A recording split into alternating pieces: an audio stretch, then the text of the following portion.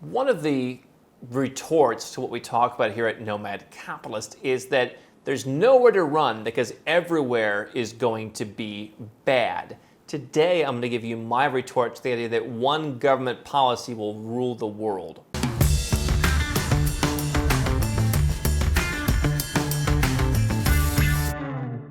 Hi, I'm Andrew Henderson. This is Nomad Capitalist, with the channel and the company that helps 7- and 8-figure entrepreneurs and investors legally go where you're treated best.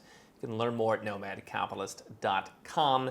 And one of the reasons why we identify who it is that we're speaking to here, 7- and 8-figure entrepreneurs and investors, is, for me, as someone who's been a lifelong entrepreneur, as someone who does invest, there's a certain amount of practicality. There's a certain amount of, you need a good head on your shoulders to get to that level. And I'm not trying to necessarily call anyone out here or to, accuse anyone of anything. But, for me, what sets people who are very successful in business, who are very successful investors apart, is that practicality.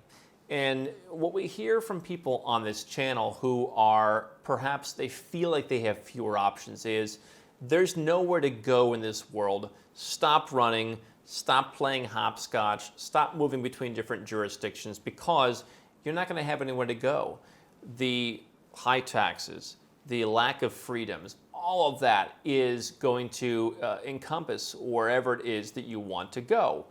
And yet, I hear from both sides here at Nomad Capitalist. We hear the people who say, hey, the world is going to become one world government.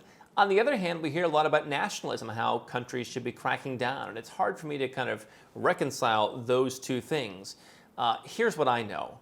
I know that having 5 options is better than having 1 option. We talked about an interview recently where Dominic Frisby said that the sovereign individual is going to rule the coming decades. The person who can leave their country, go to Mexico. If Mexico mistreats them, they can go to Thailand. They can go to Colombia. They can go somewhere else. He even mentioned some of the countries we talk about here on this channel.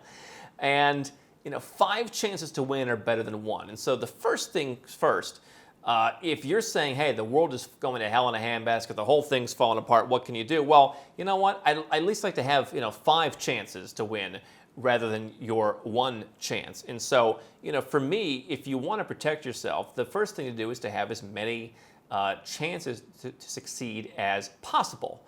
I happen to believe that you will see, and I think if you traveled all around the world, you would realize, even right now in this crazy state of affairs that we're in, that certain countries need investment more than others.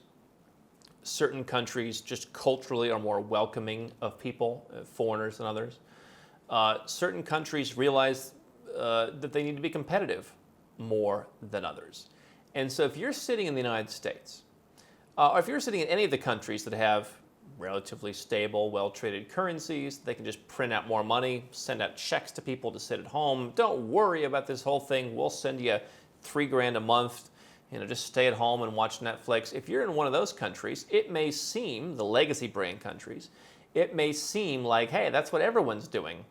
And certainly, that policy had some benefits. You could argue that policy had some benefits over a country like a Colombia or a Serbia, countries we talk about, where they gave you 100 euros, or they gave you basically nothing in some cases. And they said, hey, you figure it out. There have been certainly ill effects of each. I think you could argue that the ill effects of just sending people $3,000 checks or whatever it is every month will have longer term effects financially and culturally than seeing some businesses close down. Neither are preferable, and certainly you've looked at some countries like Mexico and those in Scandinavia and some Eastern Europe where nothing's really closed down and they've really worked to keep things open. And so, outside of those big legacy brand countries, other countries realize, they've got to be competitive. Take the example of Portugal, for example. Look in Europe. Portugal is neighbored by Spain, big country. I would argue a legacy brand, overrated, overvalued, not necessarily overpriced. It's not that expensive, but you pay a lot in taxes. You have a lot of regulations. Portugal, I don't think their government is markedly different from Spain in terms of what they'd like to do, but seeing the size of their country, the fact that it's not as well known, I don't see too many wives who are saying, I'll only move overseas if I can go to Spain or if I can go to Portugal. I see people who are saying, I'm only going to Spain. Not too many times, I'm only moving to Portugal. Portugal realizes, hey, listen, let's have a tax incentive program. Let's bring people in. Let's bring pensioners. Let's bring businesses. Let's bring crypto hodlers. Let's have a golden visa program that actually works, unlike Spain's. That's not that attractive. Because, hey, we need to bring some money in this joint. Because, we're not the ones controlling what the EU is doing. We're not Germany. We have to, look out to a certain extent for ourselves. You look at countries like Georgia. We've, talked to the former president Mikhail Saakashvili. If we want to turn this place around from the Soviet Union backwater, we got to lower taxes. And I don't care what the IMF has to say about it. We're lowering them, and we're going to lock it in so nobody, unless they literally vote for their taxes to go up, is going to pay more. And we're going to have a whole bunch of incentives, and we're going to make the country competitive. Why? Because that's our only choice. And you see examples of that all around the world. Now, you see some holdouts, like a Laos. I guess if you're living somewhere in the fields of Laos the last year, you probably had a pretty peaceful life. I was in Myanmar when this whole thing broke out back in March 2020, and it seems like, for a while, it was managed, that there wasn't a whole lot of, chaos there. I guess later there was. There are a few countries like Laos, one of the last communist countries in the world that actually is communist. Now, probably wouldn't have, if you would have been in the fields of Laos over the last year, probably wouldn't have felt that oppressive. But, from a financial point of view, from an immigration standpoint, they're not very open for business. Most countries in that region and most countries in the world are opening up, and the trend is going in the right direction. You see more and more countries, ever since I wrote an article about 6 or 7 years ago on where to go for dual citizenship, which countries allowed it, which countries don't. More countries every year open up. More countries every year are opening up in terms of investment opportunities, letting foreigners come in. You look at Central Asia, for example. I see opportunities there. You see countries lowering taxes. You see countries like Malaysia and Uruguay coming out, among others, saying, we're not raising taxes. We're not bringing in a wealth tax in response to what other countries in the world are doing. These countries need investment. Is any country perfect? No. Does any country perhaps scratch every itch? No, which is why I say be diversified, go where you're treated best, and kind of choose what each country is best at. One country to live, one country to invest, or multiple countries to invest, to bank, to hold your crypto, whatever the case may be. And so the answer that, we're going to have some kind of one world dictate, I can tell you when you travel around the world, you see from a political point of view that countries need to be competitive.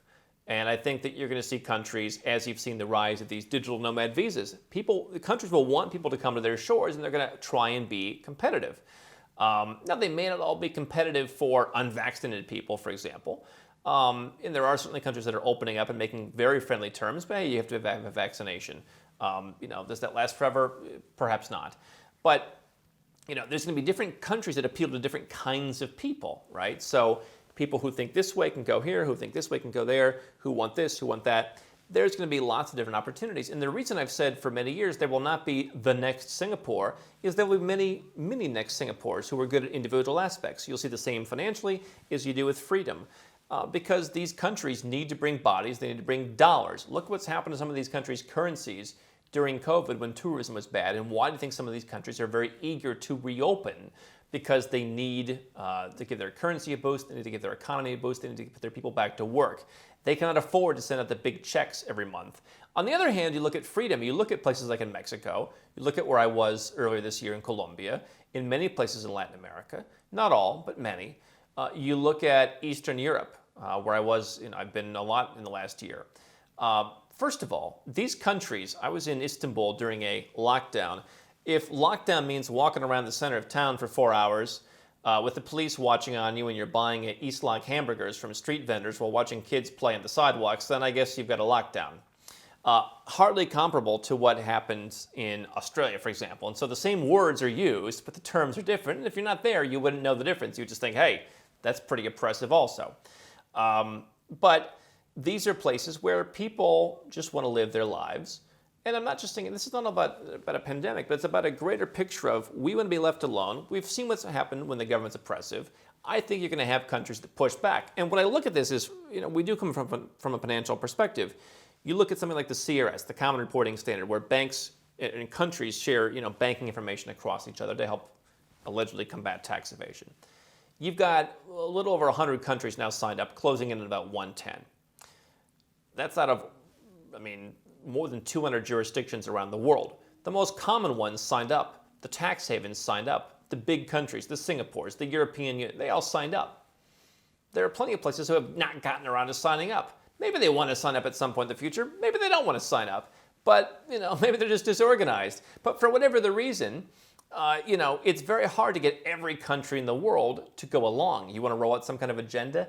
It's very difficult to do, not only because countries are disorganized, they're slow, it's hard to get to some of these, really kind of isolated places, but those are the kind of places that you can go. I'm not saying you should go there, but you know what? It wouldn't be worth having a diverse portfolio of residence permits and passports to where you had the opportunity to go wherever the winds shifted. I can tell you this, getting 200 countries on board is extremely difficult for anything. Even things that aren't that controversial, quite frankly. And so when you look at the places, again, Latin America and Eastern Europe come to mind. You've seen Scandinavia in some ways stand out, although not very good financially. These are people who are not going to just simply say, oh, well, okay, that's right, do all this, conspiratorial stuff you're saying. Listen, obviously, you've seen a lot of the conspiracy theories become true, not just in the last, 2 years, but in the last, decades, where all the stuff you said the government would never do has been done. But do you hear about the Edward Snowden of Ecuador? Do you hear about these stories?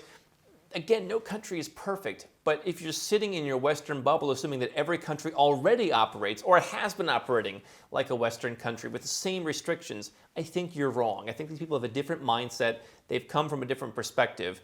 I do not believe that you're going to have the bad conditions, the lack of freedoms, the simple abuse of human rights that you see in countries like Australia right now happen every single country in the world. I just don't think it's going to happen. There's an ebb and flow. And maybe some of the countries that are bad now will become better. Maybe some countries that are good now will become worse. That's why we have the diversification, residences, passports, and other things. But simply put, I don't believe it's going to happen. And even if it does happen, again, I'd rather have the opportunity to move around because I can tell you that people who are saying, don't waste your time running away, are going to wish they could run away when the time comes. It's easy to sit behind your keyboard and say, go ahead and run away. I'm not running away. I've gone where I'm treated best. I don't believe the doomsday scenario is going to come to play. But if it does, I will be prepared, hopefully, as well as anyone. Don't stop now. We've got well over 1,000 more videos here on YouTube for you to watch and learn how to go where you're treated best. And if you want to work with Nomad Capitalist personally, go to nomadcapitalist.com/apply, learn about our unique, tried and true process, garnered over years of experience, and learn how you can become our client.